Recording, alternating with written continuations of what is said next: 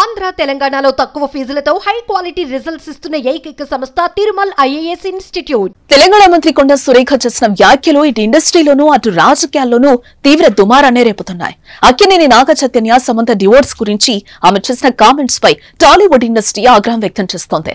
ఇప్పటికే సినీ ప్రముఖులు social media వేదికగా రియాక్ట్ అయ్యారు.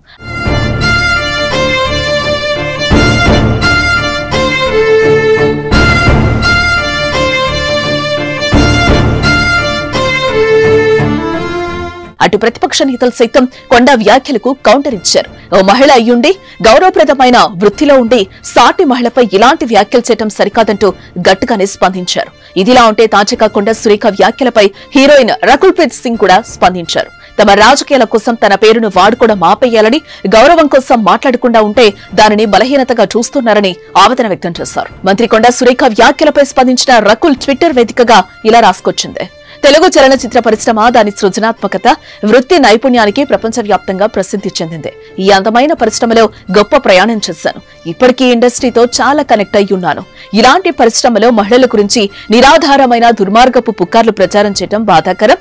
మరింత నిరుత్సాహపరిచే విషయం ఏంటంటే చాలా బాధ్యతాయుతమైన స్థానంలో ఉన్న మరో మహిళ ఇలాంటి వ్యాఖ్యలు చేయడం మనసు విరిచేసేలా ఉందన్నారు. గౌరవం కోసం మనం మౌనంగా ఉండటాన్ని ఎంచుకుంటాం, కానీ అది మన బలహీనతగా తప్పుగా భావిస్తున్నారు. నేను పూర్తిగా రాజకీయ వ్యతిరేకిని. నాకు ఏ వ్యక్తి లేదా రాజకీయ పార్టీతో సంబంధం లేదు.